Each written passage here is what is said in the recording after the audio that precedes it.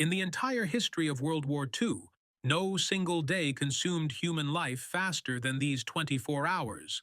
Not during D-Day, not during the Blitz, not even during the firebombing campaigns that erased cities from maps. On this day, the war compressed its violence into a single relentless cycle of hours, where decisions made months earlier detonated all at once. Before dawn, entire formations were already doomed. By midday, frontline commanders had lost control of events unfolding faster than communication could follow. By nightfall, tens of thousands were dead, missing, or trapped beyond rescue.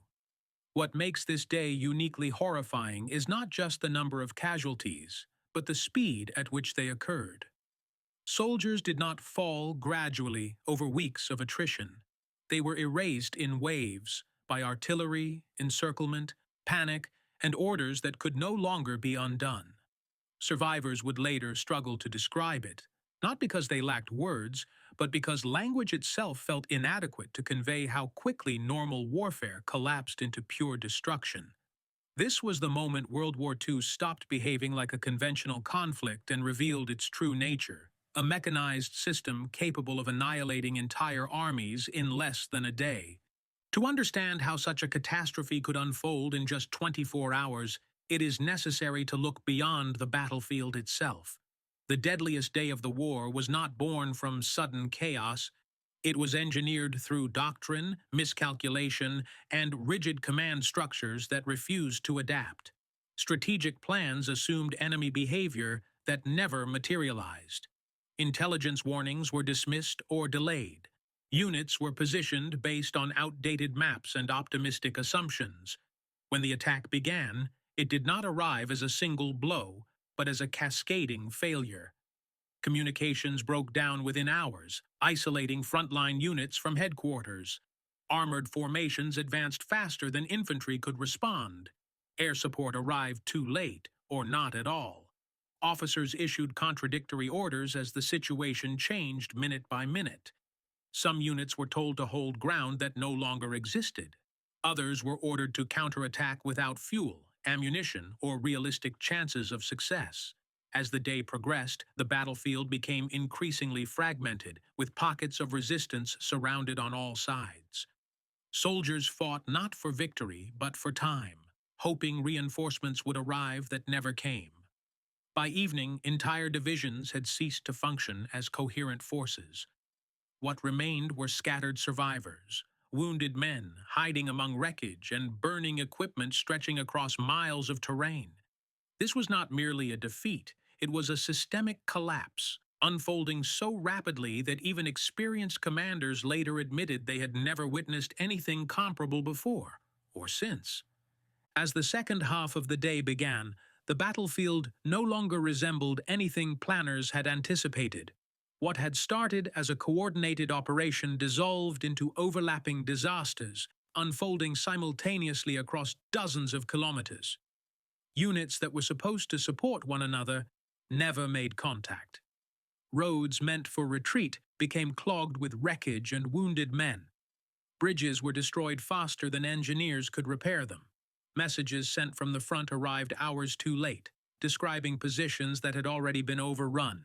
In some sectors, commanders believed they still controlled the situation well into the afternoon, unaware that their flanks had collapsed entirely. The tempo of the fighting accelerated beyond human decision-making. Artillery barrages overlapped continuously, leaving no clear beginning or end.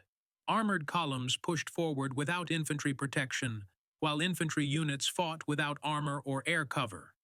Men who had survived months of combat found themselves facing annihilation in minutes.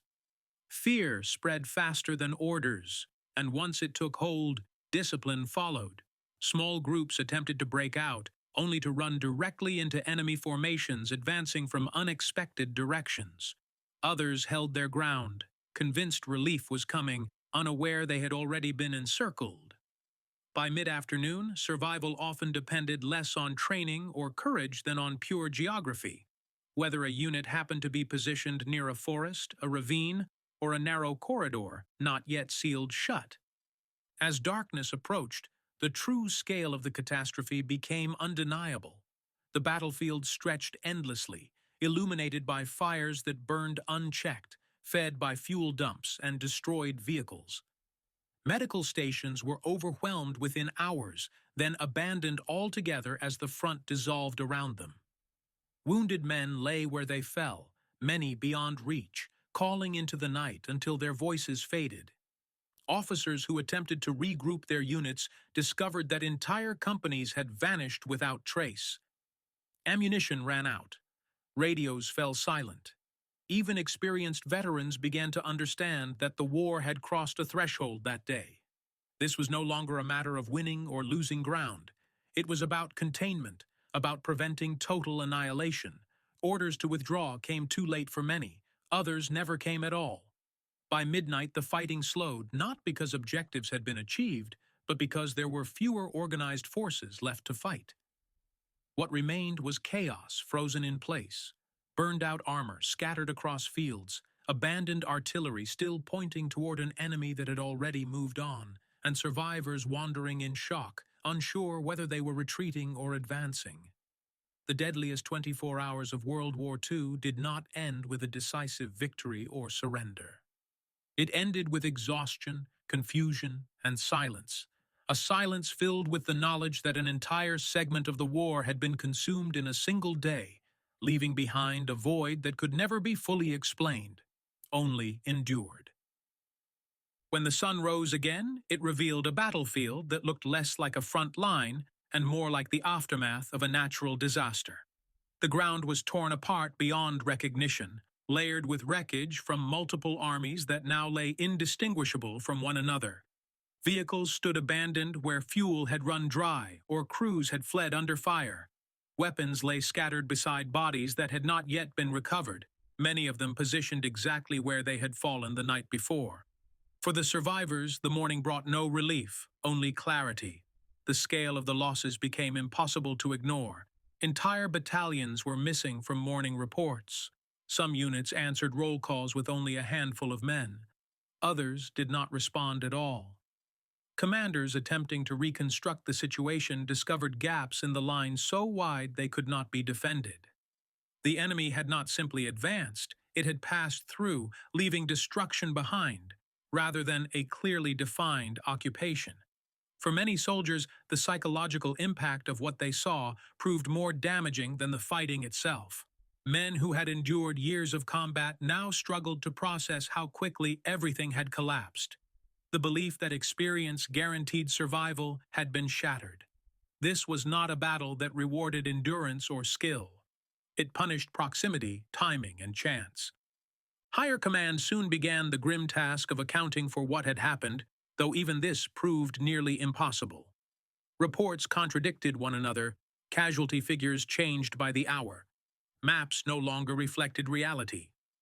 What became clear, however, was that the losses sustained in those 24 hours exceeded what some nations had suffered in entire campaigns. Not only were the dead counted in staggering numbers, but the missing far outnumbered those confirmed killed. Many had been captured during the chaos of encirclement. Others were buried under collapsed earth, destroyed vehicles, or hastily abandoned positions.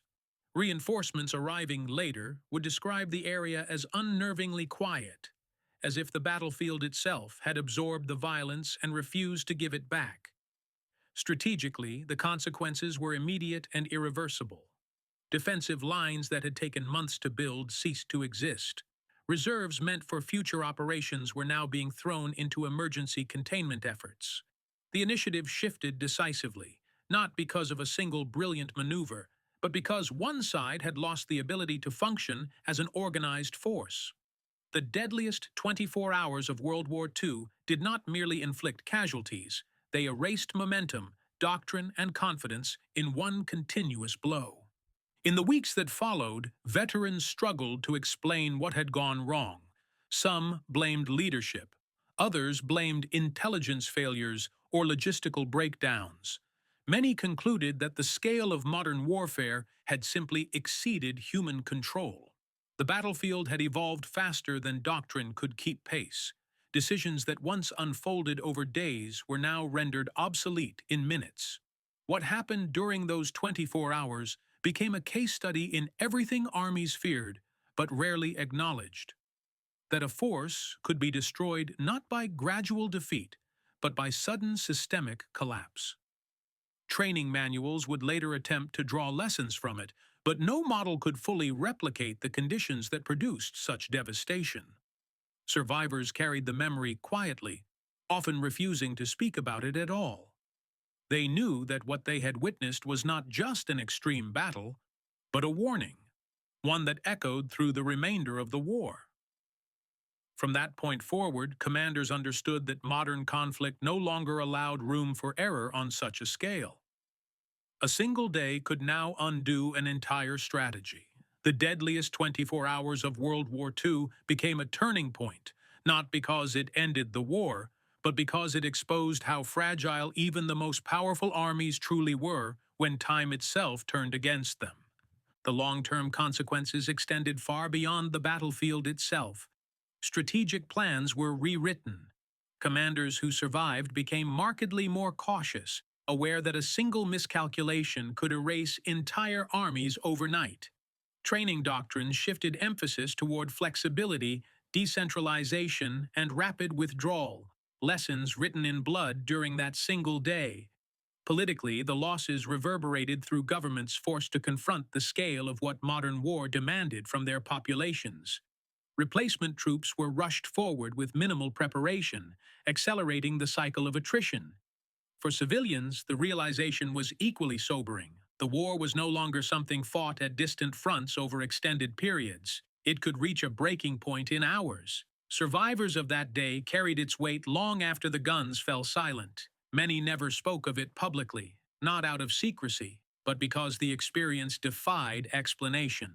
They understood that they had witnessed a boundary being crossed, one from which there was no return. When World War II finally ended, the deadliest 24 hours were remembered not as a singular anomaly, but as a warning of what modern conflict could become when scale, speed, and rigidity collided. No later battle ever surpassed it in such a narrow window of time, not because wars became less deadly, but because commanders learned, too late for those lost, that allowing events to accelerate unchecked for even a single day could determine the fate of entire campaigns. That knowledge remains one of the war's most enduring and unsettling legacies.